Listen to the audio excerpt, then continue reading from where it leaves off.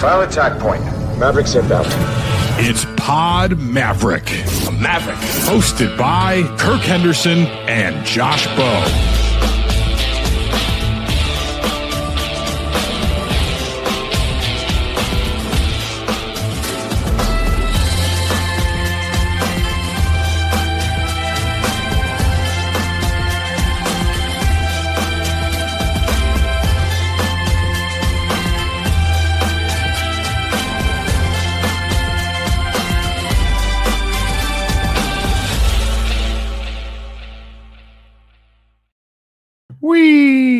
Hello, welcome to Pod Maverick Happy Hour. We'll see how long that the new intro music lasts. It has already been flagged by YouTube as being copyrighted, despite the fact that it was made by my new podcast company, Odyssey. Thank you so much for joining me. It is Friday. It's a rainy Friday here in Dallas. It's about 3 o'clock. Saw that the Byron Nelson got rained out today, which is just, it's one of those things where it feels like it happens at the same point every year. For anybody who is watching and here on YouTube this afternoon, there is a link in the notes, that's not the notes, in the comments, which you can click and come join the show here. Second straight week. We're going to try to do one of these every Friday. As if you followed Pod Maverick and Mavs Moneyball podcast for a long time, you know that I like to do these shows with, you guys, and, kind of in a little bit of a lull in this week before, I guess 2 weeks, 10 days before the NBA draft lottery, which will be held on my birthday, May 12th. So really looking forward to that. But in the meantime, it's kind of scraps in terms of making it out alive. Josh Bowe and I did a show on Wednesday where we talked about the playoffs quite a bit, but there's just, in terms of what we have going on right now, it's just kind of a little bit of a lull. There's the news, what do you consider news? Kyrie Irving looking like walking well while at the Lakers game. That was something. Other than that, we're just kind of hanging out. We started doing, we started doing our player reviews over at Mavs Moneyball. So that was a fun one. Josh and I'll probably start talking about those, just kind of going player by player, but I didn't really want to get to that yet. Well, we got two folks that are waiting to join the show real quick, so I'm just going to kind of hop to those, and then I might hop back to some of the other things that I had planned to talk about, but there's really just not a lot. So I'll be interested to see what my man SC, who kicked us off last week. How you doing, buddy? I'm good, Kirk. How are you, man? I'm okay. The off season is definitely the preferred time for me to deal with these stupid YouTube problems, but it is very funny because it's like I just don't check my stuff as much. So it's like I'm excited we get new music, and then I log in. It's like, this is copyrighted. It's like, that can't be possible. It's made up. Well. Specifically planned it for it not to be copyrighted. That's right. So, and all that stuff's algorithmically break. So it's like, what are you going to do? Yeah, there's no human at the end of it. But yes, sir. No, I've been so I was stuck in jury duty all week, so I have been just taking in NBA stuff. Nothing Mavs specific today. I did want to bring up the pop. The pop thing has me thinking just about transition of team identity. Sure. In the NBA, because as long as I've been alive, the Spurs and Greg Popovich are one and the same to me. Mm-hmm. So it's interesting to see. I know he's still going to be the president of basketball operations or something like that. So he'll still be around in some form or format, but it does feel kind of a close of an era when Pop won't be on the sideline coaching the hated Spurs team, right, in my head. But we've seen that. We've seen the identity change of the Mavs this year. We've seen kind of a change. I mean, the Heat are really bad, and they got rid of Jimmy Butler. I guess Spo is still there, but feels like they're transitioning to some different version of the Heat. As they retooled it, I guess, try to get someone else there. The Bucks feel like they're on the verge of a change in identity. It just feels like we're on the precipice of a change in the seeding of the NBA. And it's been an interesting, it's like we're in between whatever was and whatever will be coming up era of the NBA. And I certainly think there's something to that. And, some of it is just flat out guys aging out. And then I think there's elements, there's always unforeseen consequences when you do like in a collective bargaining agreement. And this one is so restrictive that it's making even the most creative old school execs like, yeah, Pat Riley's 1,000 years old, but I think he's still pretty good at the basics. And he's probably, you know what? I'm tired of this. And they're not going to be able to put together really that competitive of a team without doing a teardown. And what I find so fascinating is I think like 20 of the 30 teams are like over the salary cap, and you can't do anything if you're over the salary cap. You just can't. And so it's like these teams are all sort of changing, they're aging out. You see like David Adelman being a coach. Well, that'll throw me for like the next 5 years because I'm just used to Rick Adelman. And there's a lot of that going on. LeBron is just kind of the last guy of a previous 2-3 generation thing. And, you sort of saw that post Jordan where I guess you had from like roughly 98 to I know that everybody looks fondly back at like the Kobe Shaq domination years, but I don't think the NBA was not that popular post Jordan. Like it experienced a major slump. And so I wonder if we're heading towards something like that with some of the aging superstars and coaches and stuff heading out. It's interesting. I mean, I hope not, because obviously I like following the league. Yeah. I also think on the Kobe thing, in my opinion, it seems that a lot of people look really fondly back on that because a lot of their favorite players now or their favorite players growing up also were like huge Kobe fans or like took a lot of inspiration from him. And so his mythos has grown. His impact on the NBA has only grown because he impacted a ton of the younger stars who made it to the NBA and got popular and got big. But I don't know. It's weird. I mean, I'm still a fan.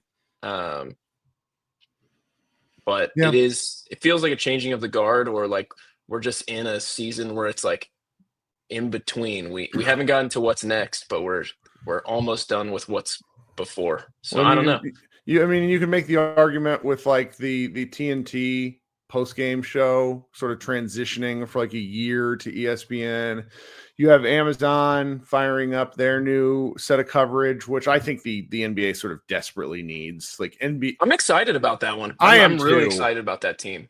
I am too, because I think the NBA needs some different voices talking about the game. Like I just like someone that watches the game. Sure. And I cool. know that people really enjoy that group of four, and I think I do too. But it was like the Shaq argument the other night where he was yelling about Giannis, and it's like you very clearly didn't see what happened, which is why you have this opinion. He was like, Giannis needs to stop being a punk, and it's like Giannis was just standing there as an old man was screaming at him. Like, what are we talking about, buddy? It's kind of the same thing that's happening as Shaq is doing the same exact thing. So it's just one of these it's an odd point for league coverage. And I think there's an opportunity to pivot from it.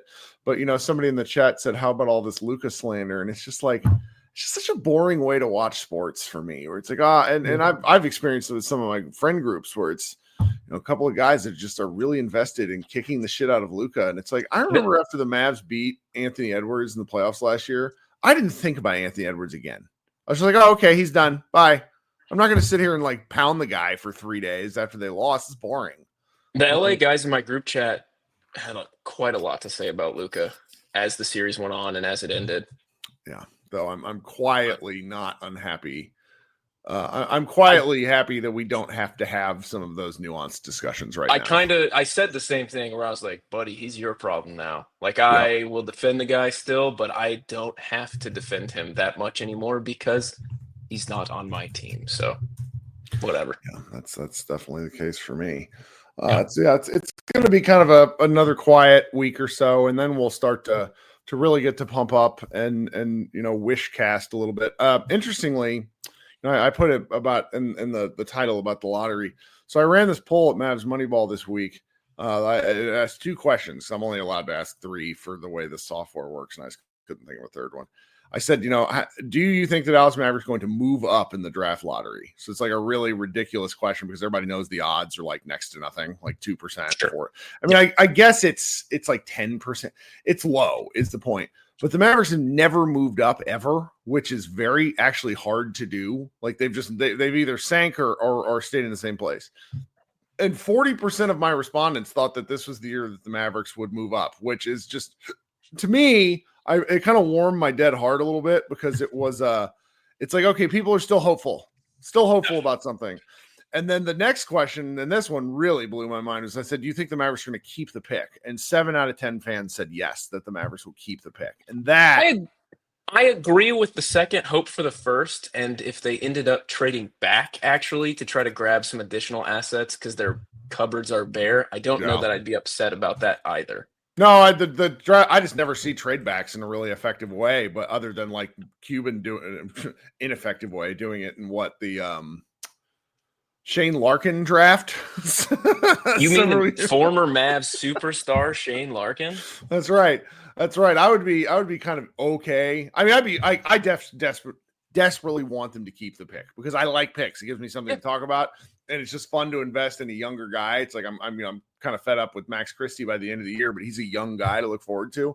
And so that I just hope they keep the pick but right now they're just sort of staring at cap apron, not like oblivion or anything like that, but it's just they have 13 guys under contract and they're $3 or $4 million away. Now the cap could go up, which I think might change things. I'm not really a cap expert, but it's just a bit of a mess right now, the Mavs salary cap number. So I'm hopeful that they keep the pick just because that would I think give people that are if it's an interesting player, they happen to move up or do something, it's like it gives you something to root for, which would be nice. And then I'll leave with this. I've looked at a couple mocks just in my free time. Sure. And every time I see the Mavs projected to draft a white European, I laugh. And there's no chance that happens. What are we doing? No chance that happens. Like not a chance. The BYU guy, it's like that's Igor Demon has been on a list. Like he's like the other Duke white guy, and I'm like, what are we doing? I see the Illinois kid from Lithuania. Yes, that would be like he's the most anti-Nico pick. I see that, and I say this person does not follow the Mavs because there's no chance that happens. Great one. So anyway, hey, well, thank you for kicking us off. All right, sure. Have a good one, Kurt. Talk soon. Okay, Michael, what's going on, brother? How are you, sir? Can you hear me all right? Yeah, I'm good. How are you doing? I can't complain. It's Friday, right? It is Friday and we're here, so yes. Doing something right. Hey, so I had a little something that I've been sort of gestating on for the last few days, and honestly, even maybe back to February, feels a little Monday morning quarterback now that the Lakers season is over too. It's the end of Dallas, it's the end of Luka, it's the end of that saga, at least until maybe next year or whenever. But it got me thinking of just sort of the extent of the trade and things like that. And I know we're beating this dead horse now, but I thought of a few parties that didn't seem to get a whole lot of coverage and some of the ramifications that might impact them. Sure. One being the Lakers, because everybody sort of anointed them as championship favorites. Now that obviously didn't happen, so the perspective changes. And the other being Bill Duffy. I had thought of him almost immediately after the trade. Well, after the 48 hours of shock. So call it maybe February 5th. I had the inkling of the thought, but for those who don't know, and I'm sure anybody watching this has a pretty good sense, Duffy was Steve Nash's agent, had somewhat of a falling out, somewhat of a chilly relationship with the Mavericks. For years. I remember when we drafted Luka thinking, oh my God, this whole Bill Duffy thing, this whole Nash thing from 15 years prior or whatever it was at the time, that's going to come back and haunt us from this Euro guy that we're not going to get now. And obviously it didn't work out that way. But my point being is I was thinking of it, and I've got a piece going. You might see this on the website sooner than not, but I thought of Bill Duffy's standpoint on this, and I believe for the most part, Luka was the certainly the biggest name since Steve Nash that's been with the Mavs. I think there were a handful of others. Yeah, no, I don't remember who I read it from, but there was like When it became clear that the Mavericks were really going to pursue him, I think that there was a lot of attempts before the draft to sort of repair that relationship. A lot of it coming from Cuban's side, since he's the one who botched the whole thing. Right. I recall that as well. Yeah, and there was a lot of like collaborative stuff going on with all that for years and years, I think. And that's he's definitely a major player. I mean, he's one of the biggest agents. Yeah. And I just wonder, nobody seems to like to talk about anybody else's salary, or sometimes they do, depending on the scenario, I suppose. But like, you think of like the average agent, if you Google it, what do they get 3 to 5% or whatever of the player's contract. Right. And everybody, I was surprised, honestly, in February that the narrative of how much money Luka lost theoretically wasn't more of a story. Me too. 'Cause, I mean, it's 9 figures. It's insane money. I mean, how many players in the league? There's probably 250 to 300 players in the league who would hope that what he lost was their biggest contract. You know what I mean? Like what he lost by getting traded. I mean, how many people on this planet would kill for that? How many people in the NBA would kill for it? You know what I mean? The numbers are staggering. But the one thing that kind of got in my head, the little like earworm I had, was think of what Bill Duffy lost. If he's getting 3%, 5% of that was the biggest single contract that Bill Duffy would have gotten money off of, right? Because it would have been, had Luka signed the Supermax, it would have been the biggest deal in NBA history.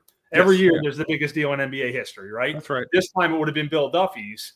You're talking millions of dollars that this guy lost. So his 2-decade experience with the Mavericks is us disrespecting Nash, going into a Cold War, repairing that relationship, trading his next prodigy in the middle of the night, and costing him, Bill Duffy, millions of dollars in the process. You know what I mean? It's when you think about all the relationship management or mismanagement, that one was one that's kind of been just living in my head. Sure. And now that we've gotten that collective sort of release, the Maverick season ending and the peripheral of Luka's season now ending, all these things just started hitting me, and I was just dying to get on here. I was waiting for Friday just to talk about it and put it out in the universe, because it's like, again, is anybody crying for Bill Duffy? No, but it still hurts. I don't care how much money you make. If you lose millions of dollars because of somebody else's mismanagement, you have a right to be pissed about that, I think. And I can't imagine what he's thinking,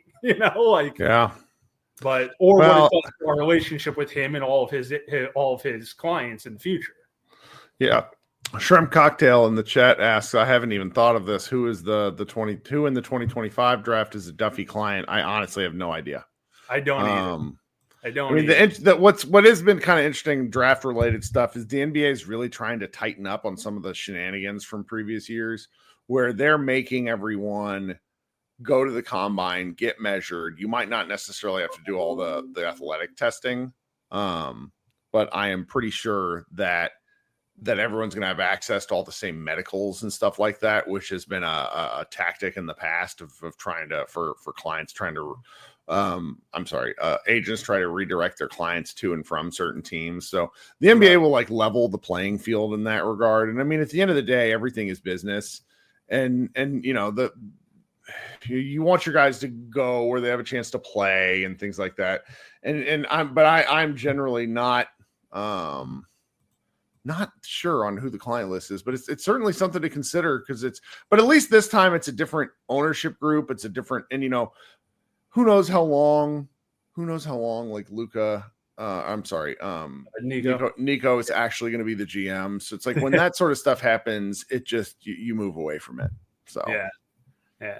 And the one other thing I'll say quick, we can even segue this into the next caller, if you will, but SC sort of put it in my head, and it was something I was thinking of. And I'm going to apologize in advance, because this is Monday morning quarterbacking at its finest. But honestly, it was something that I had thought through since the trade. My honest initial reaction after the trade, and I think I might have even written this in one of the pieces at the time, was that in the very short term, pending health, which we know how that went, I thought the Mavs were not better for having made the trade, but better than the Lakers in the moment.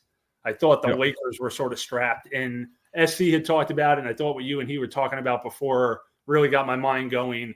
I've been thinking a lot about the Bucks after the Lillard injury and things like that. And like you said, just leveling the playing field relative to the draft. I'm just curious what your thought is. It seems like the NBA, maybe with the best intentions, really, really overstepped the parity line in the sense that, look, crazy stuff's happened, right? Brunson, no way, you're never going to get Brunson on the Knicks. And then overnight they trade a handful of salaries for peanuts. They clear all the cap room. They get Brunson, right? Crazier stuff has happened. But I look at teams like the Bucks. I look at teams like the Lakers. What the hell are they going to do? Like, what are the Lakers' choices? And this is another thing that'll probably end up in the piece I'm working on now of like sort of who got hurt by this trade. You got LeBron for a ton of money. You got Luka presumably for a ton of money. They're just barely under the second apron. I mean, what the hell does that team do to get better? They were clearly outmatched. They clearly need a center. They're not a finished product, and I think the Wolves. It's a mess. It's a mess, and the NBA is gonna. I wouldn't be shocked if there's an addendum to the CBA after this summer. Like they probably can't do it right now, but the way the CBA was constructed was basically to prevent the Clippers owner Steve Ballmer from just like buying teams into infinity. Right. But it has the disastrous effect. And my friend Matt Moore wrote about this for his blog, just that if it comes down to the fact that if you screw up your draft, you can't build a winning team. Right. So even if you've already built a winning team, like let's just use the Nuggets, for example, you are treading on borrowed time where your team is simply going to collapse unless you hit every single draft pick, because you have to keep bringing in, not to discuss it in these terms, are the only ones that come to mind, but you have to keep bringing in kind of cheap labor to figure out how to do it. And that's where the Mavericks are to me, it's like, that's why I'm sort of panicked about this particular draft, because I don't want them to be bad next year, but I think they're going to be pretty bad. However, one path to being decent is like actually having a draft pick that pans out in like in an 8th, 9th man kind of way. And yeah. So it's just tough to do. You make a great point about Denver. I think we've seen it, or we're potentially seeing it. I guess if they win Game 7, all of a sudden they look a little different in the moment or whatever. But you lose Kentavious Caldwell-Pope. You lose Bruce Brown. The Warriors wouldn't have lost them during their championship run. The Warriors, right? They went right into the luxury tax. They paid 50% of their entire salary was like luxury, 150%, so to speak. They just paid. The Nuggets couldn't do that or wouldn't do that. And the other thing, and I'm sorry to any OKC fans listening, but what are they going to do when Holmgren comes up, when the Williams come up? I don't know that OKC, who did a master class of managing assets, collecting draft picks, trading for Gilgeous-Alexander, so on and so forth, how the hell do you keep that team together 5, 6, 7, 8 years? You don't. I mean, you flat out don't. You push. You do what football teams have to do once they get a rookie quarterback, and you hope to push early. Otherwise, it just doesn't pan out. And it sucks for OKC because, to their credit, they did everything that I would think the NBA would have wanted them to do. They drafted the majority of those guys, or at least in Gilgeous-Alexander's case, they traded for him at the right opportunity and stuff. Yep. When he was still young, when he was an unknown quantity, they built that team in almost the ideal way, in almost a very homegrown way.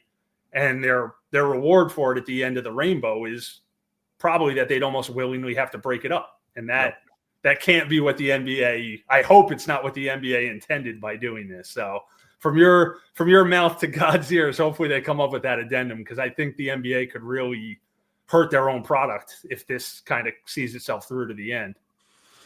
Oh, that is the flip side on being at the precipice of a rebuild, though. I think no Mavs fan really wants to entertain that quite yet, unless you're with me on like selling all the assets and starting over. Right. The one nice part about that from a team building construct is you don't really have to worry about that. But I mean, I guess we do, because the team that we currently have and we're going to be watching is going to be wants to compete for a playoff spot. Right. So, right. Yeah. So. Hey, well, thank you for kicking us off, or for keeping us going. Okay. Absolutely. Good talking to you as always. You too. Okay, before I bring MJ up on stage, just want to point out, guys, there's a link in the YouTube comments. If you want to join the show, you can do so. We'll be doing this every Friday for the foreseeable future. I'm going to insert some ads real quick. So if you can listen to those on the audio stream, if you're watching the video stream, I'm just not going to say anything for 5 seconds, and then we will be right back. Okay, welcome back. Thank you so much for hanging out during the slow off season. I'm Kirk Henderson. This is Pod Maverick Happy Hour. It's Friday afternoon, 3:30.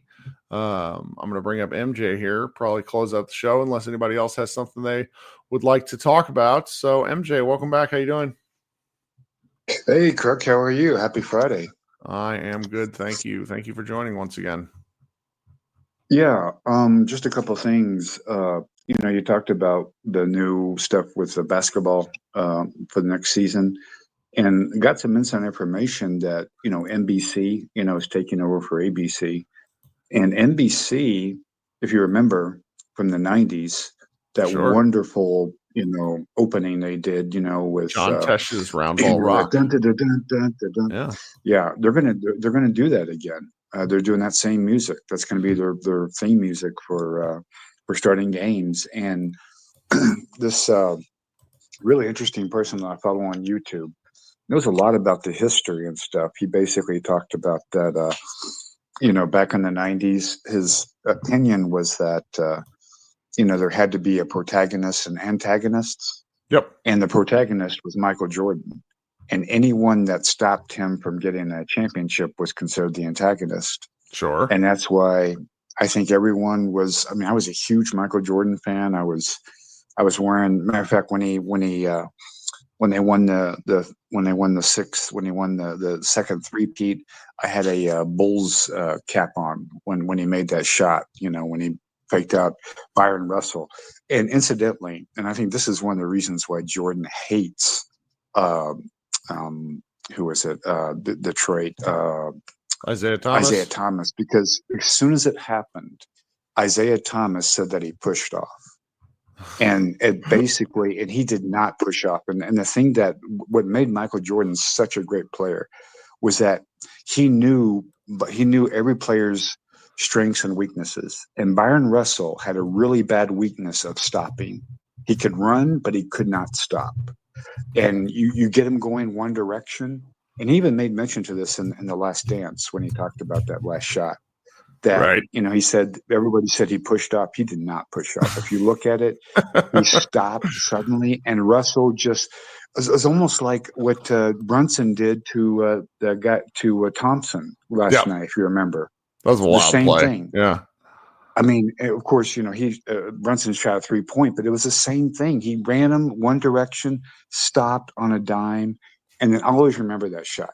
But anyway, I'm bringing all that up because and this guy thinks that, I'm not sure with what transpired with Luka being bounced out of the first round, but he was thinking that Luka might be the new protagonist, like Michael Jordan was. Depending on what happens with the Lakers, if he stays with the Lakers, which I think he will, but there's talk about him maybe going to Orlando, because he knows the coach. And think about if he went to Orlando. He would make that team. Well, he's got one more year left. He's got one more year left, but he would, if he doesn't sign the extension, that's when things get really spicy. But I sort of think, the very first caller, SC noted, just it's kind of a bit of a transitory period. I think guys just sort of, and TV guys just sort of gravitate towards Anthony Edwards because he is good television. Like, he's objectively good television.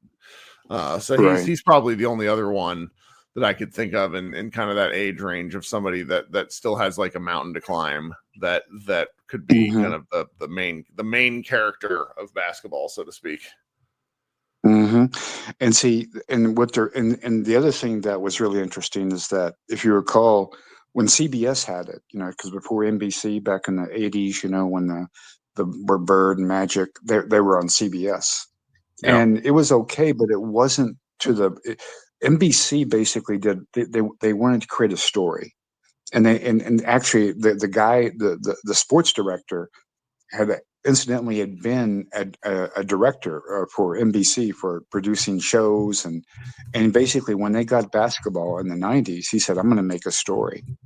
and that's what made it so popular, is that every weekend you wanted to watch to see if Michael Jordan was going to win the game. And then when they got in the playoffs, and then of course you had the Gatorade commercials, all this stuff happening. So they're going to do the same thing. They're going to create a story that's going to be completely different from ESPN, ABC, although ESPN's going to be carrying games. And then of course the inside TNT group are going to be doing the pregame and postgame, which will be interesting. Charles Barkley, Shaq, and Ernie, and all those guys. And then, of course, you're going to have Amazon with Dirk and with some other, people. It's actually going to be it's going to be kind of annoying to figure out. It's going to be kind of annoying to figure out how to watch games. Like, I'm not loving the conversation I'm going to have with my mother, where I'm going to have to direct her to different places to when she needs to watch games. So that's okay. Did you watch any of the? I'll tell you you talk about a lost weekend. I have to say this, that I'm a huge Luka fan, but I do not like the Lakers and I do not like LeBron. And I was really happy when they lost. When they lost the fifth game. But I tell you, did you watch the game 3 and game 4? Which series? I'm sorry. I watched game 4. The Minnesota Lakers. I only watched game 5. I really didn't want to watch any of the other ones. Really?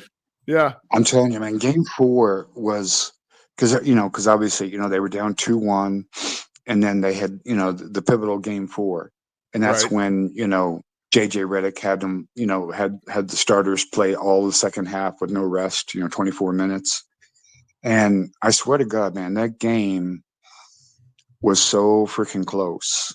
Yep. I mean, it came to a call, which I was shocked that they overturned a call against LeBron and the Lakers, on side out. When, what? I did watch the end of that one. I'm wrong. I remember this now because I only watched like the last 4 minutes, and that was was weird.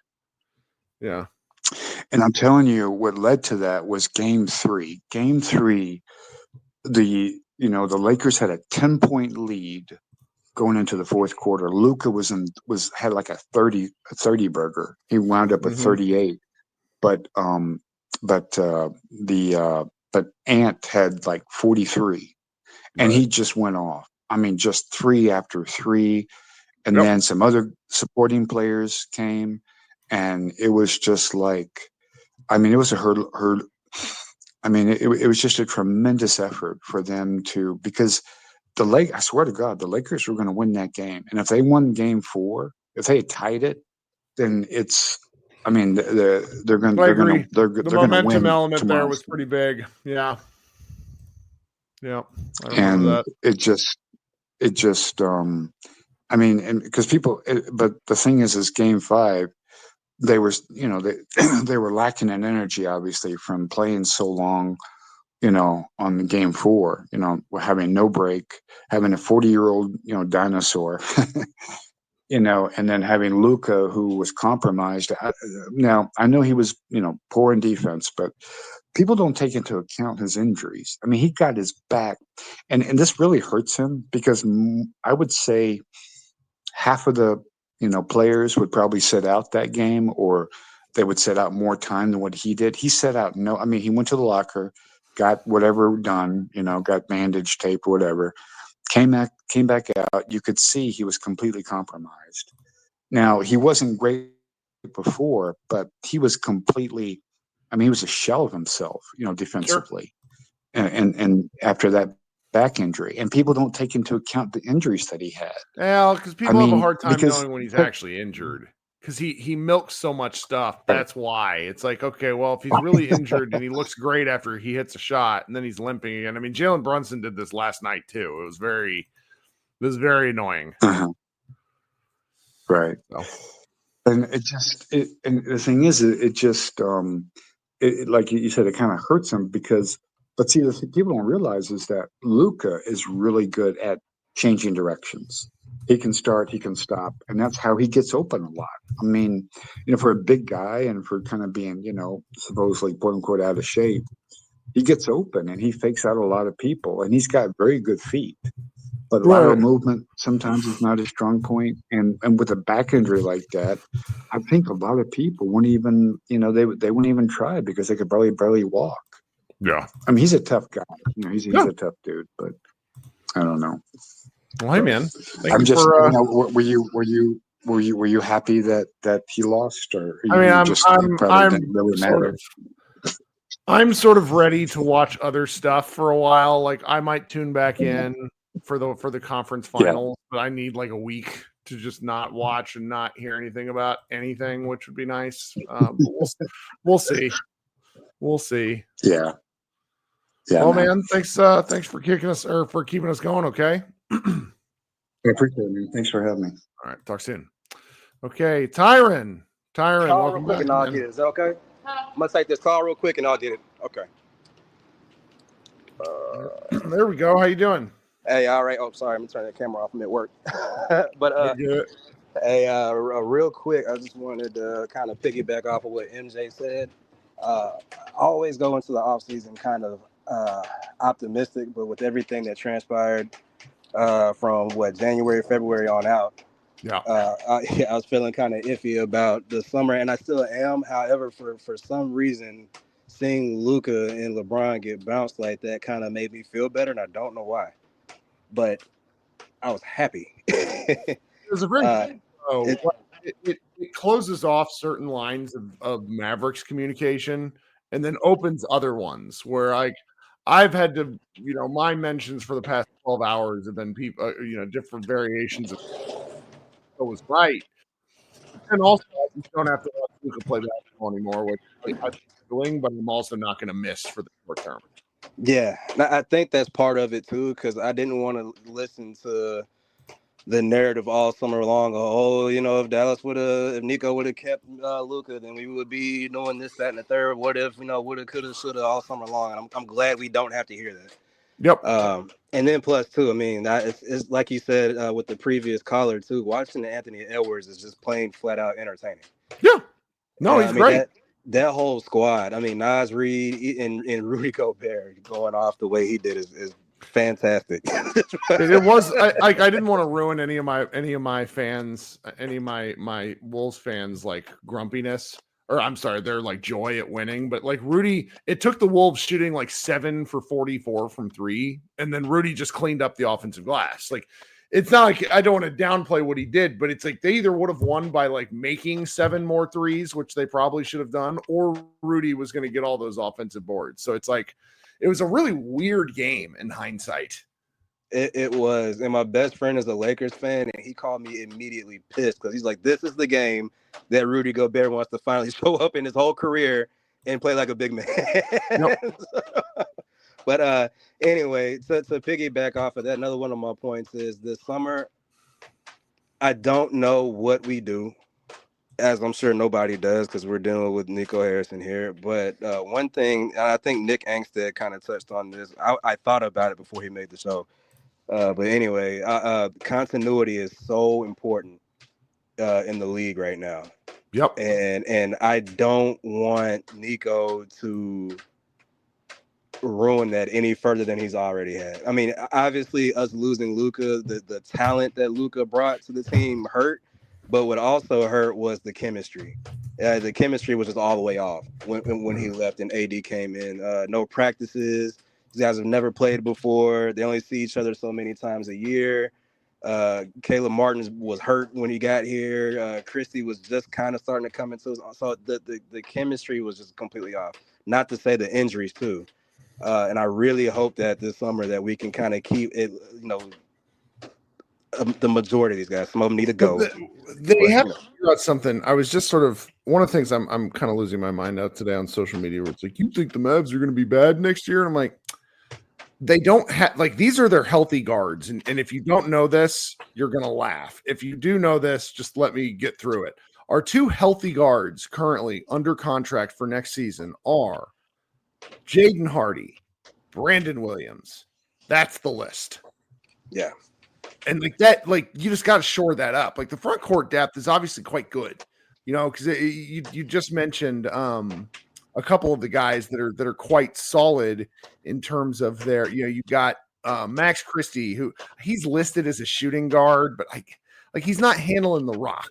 But then you got Caleb Martin, small forward. Like you have some good rangy, kind of 6'5" to 6'8" guys, but not your like play initiators outside of Najee Marshall, who is actually quite good in the ball handling role, but I think it just they expected too much of him in those play-in games. So I think if they're going to do anything, it involves some kind of ball handler. It just has to. Yeah, that's the only move I would make, and I'm kind of curious. I'm anxious to see how they go about doing that. Yeah, because we could go to the draft. I mean, and I don't even know how I feel about this. They're really hyping this year's draft up. There's some to take your word. There's some dudes in there. But but one of the things I just shared this with everyone. So they have the I mentioned earlier in the show, they're making everybody do the draft combine or whatever it's called. Right. Anybody, and so that I think will be very interesting because for me, a lot of these guys, and I'm reading about it, it's just like the dude who played at Baylor. I can't remember his name off the top of my head. BJ Edgecombe. If he's 6'6", okay. If he's 6'3.5", which I think he might be, that's a different player. Yeah. Yeah. So. But see, even him, the guys that I'm looking at in the draft, as far as like ball handlers, what Sure. we actually need, and what the Mavericks track record with draft picks actually playing them, developing them, I don't know how I feel about that. That's a good point. For years, we've seen Jason Kidd, just snatch any rookie or draft pick or whatever off the court if they, as soon as they make a wrong read or they, throw the ball away, turnover, whatever, they're in the doghouse immediately. Oh, that's true. At this stage of where we are as a franchise, we can't afford that type of coaching. So that kind of leads me to the point: what do you do? Yeah. Do you go grab a Kobe White and let go of Gafford, or do you keep the continuity and keep your fingers crossed and try to develop a draft pick, which we've never done in previous history? So I would kind of like to do if I'm building the team just right now in May, I would like to do both of what you just said, which is go get a guard and also then draft a guard, because I don't trust Jaden Hardy and I don't really want to see him anymore.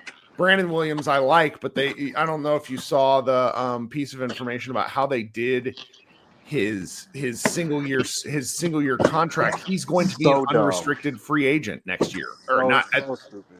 Yeah, so it's just like at that point you got to start planning for the future. You know what I mean? Yeah, and to touch on Brandon Williams real quick. Mm-hmm. I've been following the team since I was a kid. That's right. And I played basketball since I was a kid, still do to this day. Jealous. And I have a pretty good feeling about when I see something special, it usually pans out. When people were talking trash about Jalen Brunson and all that kind of stuff, I saw that he was great. Now look at him. You know what I mean? And that's, to this day, that's one of Mark Cuban's biggest regrets. So he says, and I'm going to go out on the limb, might, shoot me in the foot later on. But I really do see something special with Brandon Williams. I really do. And for him to be in Kyrie Irving's back pocket the way that he is, calling and texting him before and after games and picking his brain to the point where we even see some of Kyrie's game in his game, I really hope that the Mavericks develop this guy and don't, he's just not another guard that we have to see in the playoffs in a couple of years that destroys. Because I really do think he's something special. I really like him. And I'm trying not to overinvest just because I don't want to get mad again. But I like, and Chris Nito in the chat notes that he's 25 years old. But it's, if you want the Mavericks to be a playoff contender, if that's kind of the side of the aisle that you're on, then a guy like him is going to matter. So that's where we're at right now, though. It's either Brandon Williams or, honestly, bust. Because he's outside of Kobe White. You're not looking at too many point guards out there that we can actually go and grab. I mean, Kobe White to me is off the table, honestly, because the Chicago Bulls are probably going to ask for him in the kitchen sink. But we're looking at Patty Mills. We're looking at, it's hilarious. Guys that it's are really not good. No. Yeah. But that's all I have, man. Hey, no, thank you. This is great. This is a great way to close the show. Thank you so much for taking time out of your workday. Absolutely. Talk to you next time. All right, have a good one. All right, guys. I expect to record this week. I don't know if I'm going to be able to. Josh is working, so I'm going to see if somebody else from Mavs Moneyball wants to talk a little shop with me. If we don't, then I will definitely be back next Friday to talk a little more. Everyone be good. Thank you so much for hanging out and enjoy your weekend. Go Mavs.